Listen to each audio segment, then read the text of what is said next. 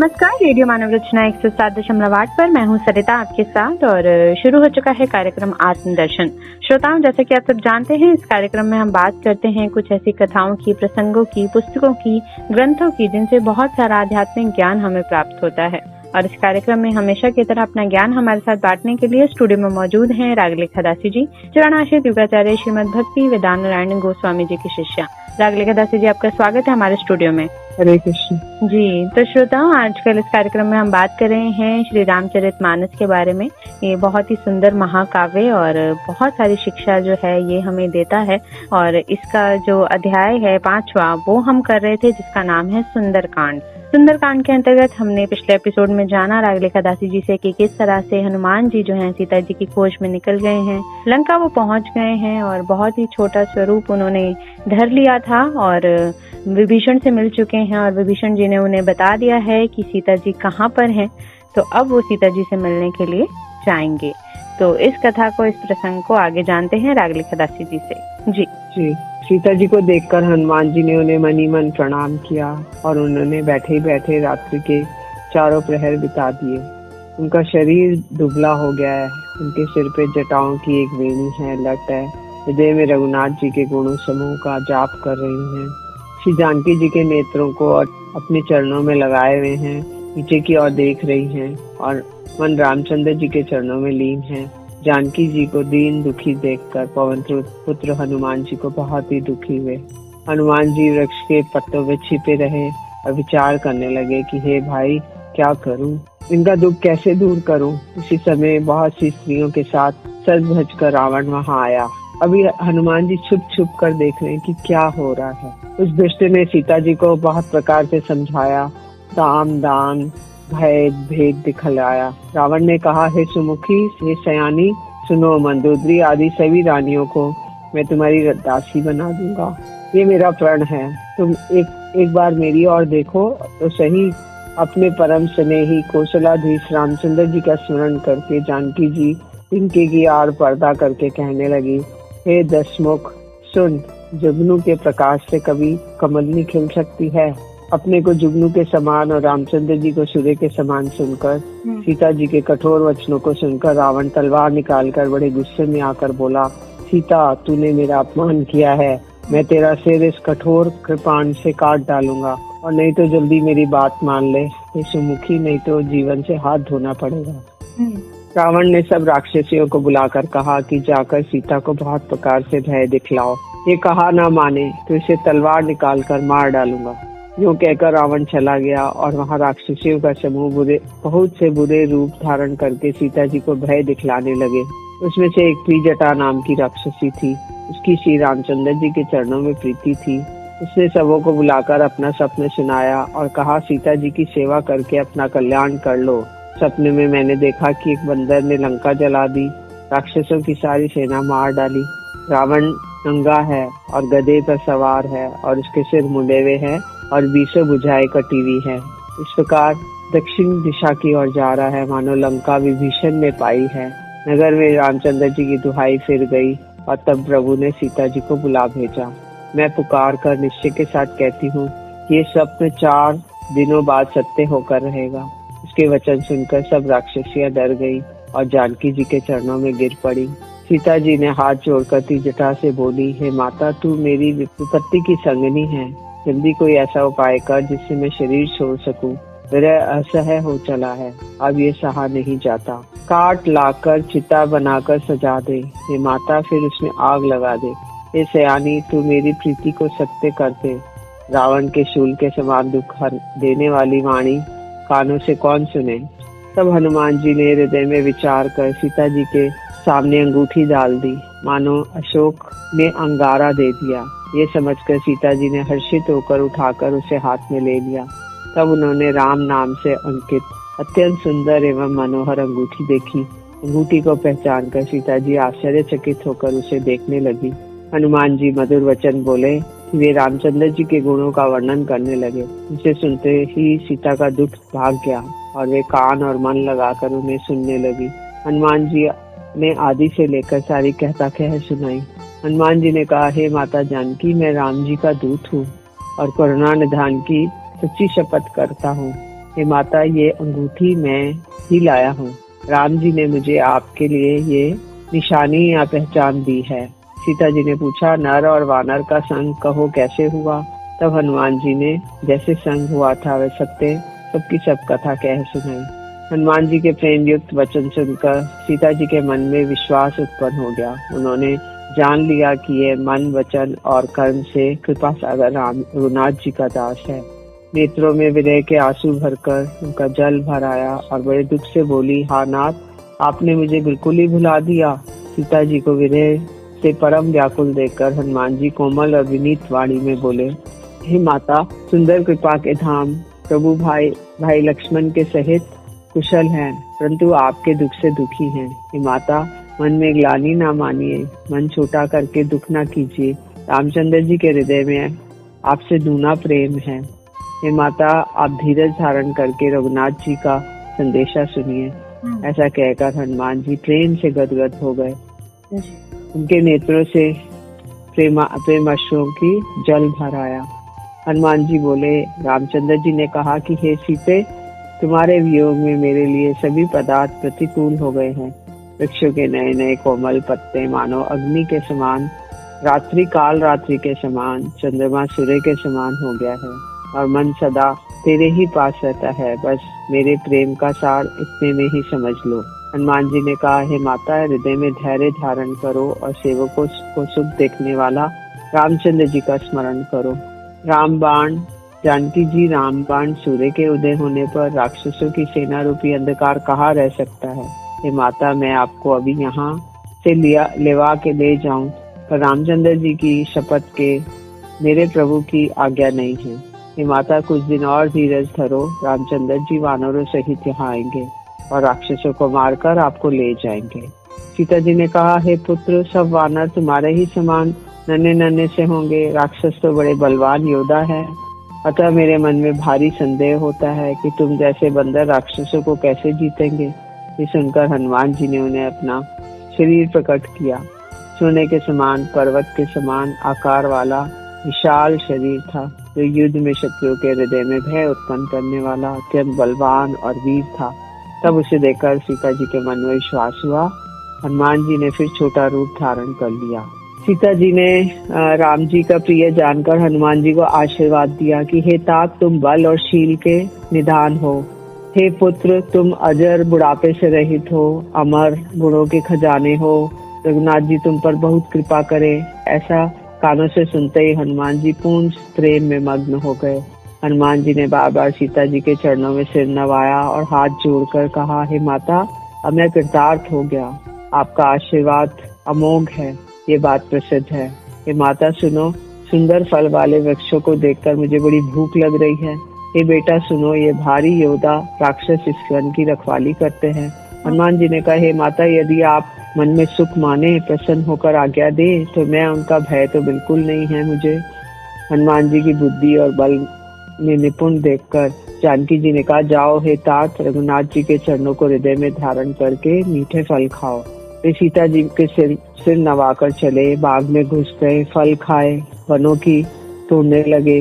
बहुत से योद्धा रखवाले थे, उनमें से कुछ ही को मार डाला और कुछ ने जाकर रावण को पुकारा और कहा, हे नाथ, एक बड़ा भारी बंदर आ गया है। उसने अशोक वाटिका को उजाड़ डाला, फल खाए, वृक्षों को उखाड़ डाला, रखवालों को मसल मसल कर जमीन पर डाल दिया। ये सुनकर रावण ने बहुत से योद्धा भेजे। उन्हें देखकर हनुमान जी ने तर्जन की। हनुमान जी ने सब राक्षसों को मार डाला। कुछ जो अधमरे थे चिल्लाते हुए गए। फिर रावण ने अक्षय कुमार को भेजा और वह संख्य योद्धाओं को लेकर आया। उसके आते देखकर हनुमान जी ने एक वृक्ष लेकर ललकारा और उसे मारकर महाध्वनि बड़े जोर की गर्जना की। उन्होंने सेना में कुछ को मार डाला और कुछ को मसल डाला और कुछ को पकड़ पकड़ कर धूल में मिला डाला। पुत्र का वध सुनकर रावण क्रोधित हो गया और अपने बलवान मेघनाथ को भेजा। उसने कहा कि हे पुत्र, मारना नहीं, उसे बांध लाना, उस बंदर को देखा जाए कहाँ का है। मेघनाथ को आया देखकर हनुमान जी ने बहुत बड़ा वृक्ष उखाड़ा और उसने रावण के पुत्र मेघनाथ को बिना रथ कर दिया। रावण रथ को तोड़कर उसे नीचे पटक दिया और उसके साथ जो बड़े बड़े योद्धा थे उन्हें पकड़ पकड़ कर हनुमान जी ने अपने शरीर से मसलने लगे। अंत में ब्रह्मास्त्र का संधान किया। हनुमान जी ने मन में विचार किया कि यदि ब्रह्मास्त्र नहीं मानता हूँ तो उसकी अपार महिमा मिट जाएगी। उसने हनुमान जी को ब्रह्म बाण मारा। उसके लगते ही वे पृथ्वी पर गिर पड़े। गिरते समय उन्होंने बहुत सी सेना मार डाली। तब उसने देखा कि हनुमान जी मूर्छित हैं। तब उसने उसको नागपाश में बांधकर ले आए। किंतु प्रभु के कार्य के लिए हनुमान जी स्वयं ही उन्होंने बंधा लिया। बंदर का बांधा जाना सुनकर राक्षस दौड़े और कौतुक के लिए सब सभा में आए। हनुमान जी ने जाकर रावण की सभा देखी। उनका अत्यंत ऐश्वर्य कुछ कहा नहीं जाता। जी जी, बहुत सुंदर लीला जान रहे हैं हम हनुमान जी की यहाँ पर रामचरितमानस के अंतर्गत। और सीता जी से मिलने के बाद अपनी भूख मिटाने के लिए अशोक वाटिका में बहुत सारे फल खाए, उसको तहस नहस किया। और अब ब्रह्मास्त्र बाण जो उनके ऊपर चलाया गया था उनके पुत्र द्वारा, उसका मान रखते हुए वो स्वयं ही मूर्छित हो गए। अब उन्हें रावण के दरबार में ले जाया गया है। तो इस लीला को आगे भी जानेंगे, लेकिन अभी सुनते हैं एक प्यारा सा भजन, फिर लौट कर आते हैं। आप सुनते रहिए रेडियो मानव रचना 107.8 पर कार्यक्रम आत्मदर्शन। Feel good, feel live. कलयुग में सिद्ध हो देव तुम्ही, हनुमान तुम्हारा क्या कहना। कलयुग में सिद्ध हो देव तुम्ही, हनुमान तुम्हारा क्या कहना। जय हो। कलयुग में सिद्ध हो देव तुम्ही जी, हनुमान तुम्हारा क्या कहना। कलयुग में सिद्ध हो देव तुम्ही, हनुमान तुम्हारा क्या कहना। तेरी भक्ति का क्या कहना, तेरी शक्ति का क्या कहना। तेरी भक्ति का क्या कहना, तेरी शक्ति का क्या कहना। कलयुग में सिद्ध हो देव तुम्ही, हनुमान तुम्हारा क्या कहना।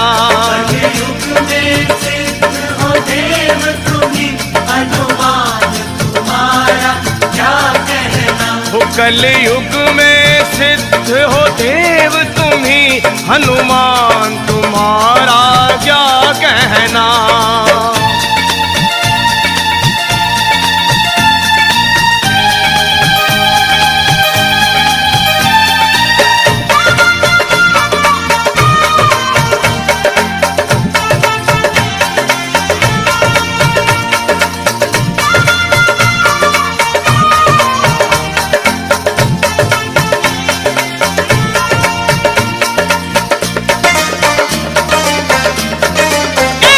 सीता की खोज करी तुमने, तुम सात समंदर पार गए। सीता की खोज करी तुमने, तुम सात समंदर पार गए। हो सीता की खोज करी तुमने, तुम सात समंदर पार गए। सीता की खोज करी तुमने, तुम सात समंदर पार गए। लंका को किया शमशान प्रभु बलवान, तुम्हारा क्या कहना। लंका को किया शमशान प्रभु बलवान, तुम्हारा क्या कहना। तेरी भक्ति का क्या कहना, तेरी शक्ति का क्या कहना। तेरी भक्ति का क्या कहना, तेरी शक्ति का क्या कहना। कलयुग में सिद्ध हो देव तुम्ही जी, हनुमान तुम्हारा क्या कहना। कलयुग में सिद्ध हो देव तुम्ही, हनुमान तुम्हारा क्या कहना। जी कलयुग में सिद्ध हो देव तुम्ही, हनुमान तुम्हारा क्या कहना।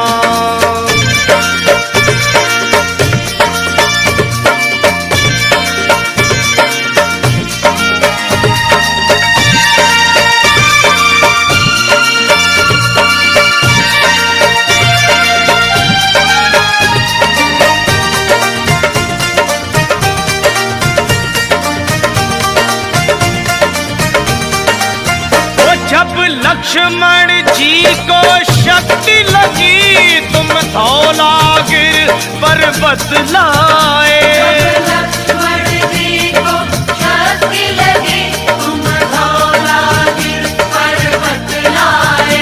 जब लक्ष्मण जी को शक्ति लगी तुम धौलागिर पर्वत लाए। लक्ष्मण जी को शक्ति लगी तुम धौलागिर पर्वत लाए। हाँ जी, लक्ष्मण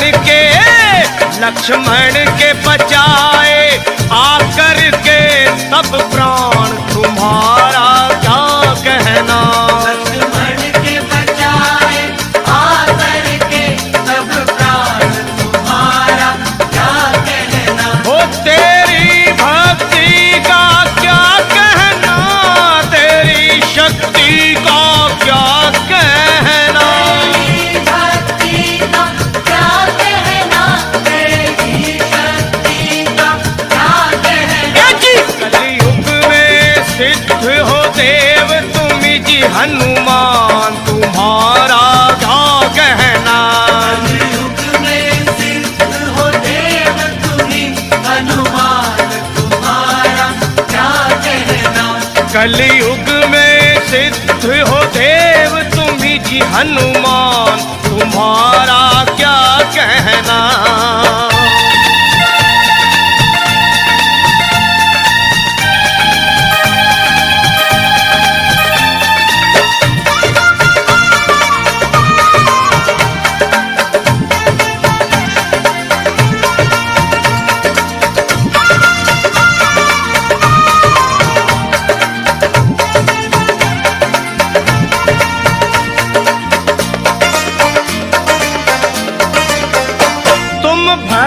शिरोमणि हो जग में, तुम वीर शिरोमणि हो जग में।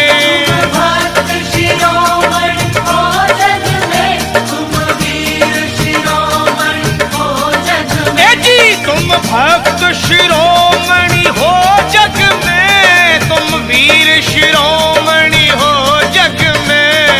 भक्त शिरोमणि हो जग में, तुम वीर शिरोमणि हो जग में।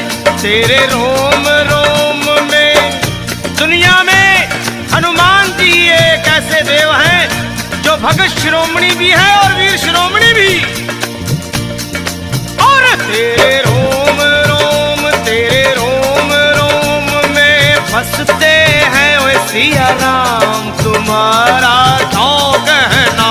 तेरे रोम रोम में बसते हैं सिया राम तुम्हारा क्या कहना। तेरी भक्ति का क्या कहना, तेरी शक्ति का क्या कहना। तेरी भक्ति का क्या कहना, तेरी शक्ति का क्या कहना। कलयुग में सिद्ध हो देव तुम्ही हनुमान तुम्हारा क्या कहना। कलयुग में सिद्ध हो देव तुम्ही हनुमान तुम्हारा क्या कहना। वो कलयुग में सिद्ध हो देव तुम्ही जी हनुमान तुम्हारा क्या कहना। कलयुग में सिद्ध हो देव तुम्ही हनुमान तुम्हारा क्या कहना। हनुमान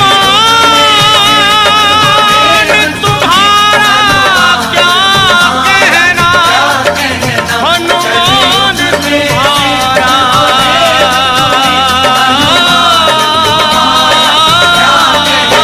क्या कहना।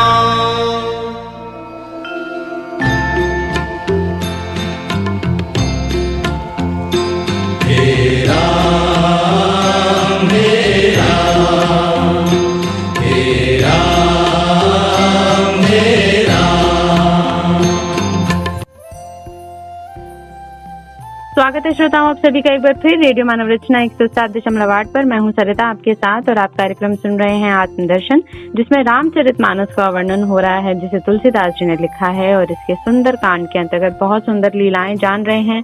जब हनुमान जी सीता जी की खोज में निकले हैं और लंका पहुंच गए हैं, अब रावण के दरबार में उन्हें पेश किया गया है, तो जानते हैं इस लीला को आगे। जी उनका पति रावण ने कहा, हे वानर तू कौन है? किसके बल तूने वन को उजाड़ कर नष्ट कर डाला? क्या तूने कभी मेरा नाम और यश कानों से नहीं सुना? तूने किस अपराध से राक्षसों को मारा? हे मूर्ख, बता, क्या तुझे प्राण जाने का भय नहीं है? हनुमान जी ने कहा, हे रावण सुन, जिनका बल बनकर माया संपूर्ण ब्रह्मांडों के समूह की रचना करती है। हे राक्षसों के स्वामी, मुझे भूख लग गई थी, इसलिए मैंने फल खाए और वानर स्वभाव होने के कारण वृक्ष तोड़े। ये निशाचरों के मालिक, देह सबको परम प्रिय है। कुमार्ग पर चलने वाले दुष्ट राक्षस जब मुझे मारने लगे तो मैंने भी उन्हें मार डाला। यद्यपि हनुमान जी की भक्ति, ज्ञान, वैराग्य, नीति से सनी हुई बहुत ही हित की वाणी कही, तो भी वे महान अभिमानी रावण बहुत हंसकर व्यंग से बोला कि हमें ये बंदर बड़ा ज्ञानी गुरु मिला। अरे दुष्ट, तेरी मृत्यु निकट आ गई है। अधम, मुझे शिक्षा देने चला है। हनुमान जी ने कहा, इससे उल्टा ही होगा, अर्थात मृत्यु तेरी निकट आई है, मेरी नहीं। ये मेरी बुद्धि का फेर है, मैंने प्रत्यक्ष जान लिया है। सुनते ही राक्षस उसे मारने दौड़े और उसी समय मंत्रियों के साथ विभीषण जी वहां आ पहुंचे। उन्होंने सिर नवाकर बहुत विनम्र करके रावण से कहा कि दूतों को मारना नहीं चाहिए, ये नीति के विरुद्ध है। हे गोसाई, कोई दूसरा दंड दिया जाए। सबने कहा, भाई ये सलाह उत्तम है। ये सुनते ही रावण हंसकर बोला, अच्छा तो बंदर के अंग भंग करके भेज दो। मैं सबको समझाकर कहता हूँ कि बंदर की ममता पूंछ पर होती है, अतः तेल में कपड़ा डुबोकर उसकी पूंछ पर बांधकर आग लगा दो। ये बिना पूंछ का बंदर वहाँ अपने स्वामी के पास जाएगा, तब वह मूर्ख अपने मालिक को साथ ले आएगा, जिनकी इसने बहुत बड़ाई की है। मैं जरा उनकी प्रभुता भी तो देखूं। पूंछ में लपेटने के लिए इतना कपड़ा और तेल लगा कि नगर में कपड़ा, घी और तेल नहीं रह गया। हनुमान जी ने ऐसा खेल किया कि पूंछ बढ़ गई, लंबी हो गई। नगरवासी तमाशा देखने लगे। वे हनुमान जी के पैर से ठोकर मारते हैं और उसकी बहुत हंसी करते हैं। ढोल बजते हैं और सब लोग तालियां पीटते हैं। हनुमान जी को नगर में फिराकर फिर पूंछ में आग लगा दी। अग्नि को जलते हुए देखकर हनुमान जी तुरंत बहुत छोटे रूप में हो गए और बंधन से निकलकर वे सोने की अटारियों पर जा चढ़े। उसे देखकर राक्षसों की स्त्रियां भयभीत हो गई। उस समय भगवान की प्रेरणा से 49 पवन चलने लगे। हनुमान जी अट्टहास करने लगे और बढ़कर आकाश से जा लगे। क्योंकि हनुमान जी तो पवन पुत्र हैं, इसलिए सारे पवन चलने लगे। हवा से और अग्नि फैल गई और वे दौड़ दौड़ कर एक महल से दूसरे महल पर चढ़ जाते थे। नगर जल रहा है, लोग बेहाल हो गए और आग की करोड़ों भयंकर लपटें झपट रही हैं। हनुमान जी ने एक ही क्षण में सारा नगर जला डाला, एक विभीषण का घर नहीं जलाया। हनुमान जी उलट पुलट कर एक ओर से दूसरी ओर तक सारी लंका जला दी और फिर वे समुद्र में कूद पड़े। कूद बुझाकर थकावट दूर करके फिर छोटा सा रूप धारण करके हनुमान जी जानकी जी के पास लौट कर आए। हनुमान जी ने कहा, हे माता, मुझे कोई पहचान दीजिए जिससे मैं रघुनाथ जी को दे दूं। तो सीता जी ने चूड़ामणि उतार कर दी और हनुमान जी उसको लेकर चल पड़े हर्षपूर्वक। जी, बहुत ही सुंदर प्रसंग श्रोताओं हमने जाना आज रागले खदासी जी से कि किस तरह से सीता जी से मिलने के बाद और पूरे लंका को ध्वस्त कर दिया उन्होंने, और उसके बाद वापसी सीता जी से आशीर्वाद और विदाई लेकर एक निशानी चूड़ामणि लेकर वो अब निकल गए हैं और राम जी से जाकर मिलेंगे। इस आगे की कथा को हम जानेंगे, लेकिन श्रोताओं अगले एपिसोड में, क्योंकि अभी वक्त हुआ है आप लोगों से इजाजत लेने का। तो आज कार्यक्रम आत्मदर्शन में बस इतना ही। रागले खदासी जी, आपका बहुत बहुत शुक्रिया हमारे स्टूडियो में आने के लिए। हरे कृष्ण जी। तो श्रोताओं आज के लिए हम इस कार्यक्रम से दीजिए इजाजत और आप सुनते रहिए रेडियो मानव रचना 107.8 पर आने वाले अन्य कार्यक्रमों को भी। Feel good, feel live.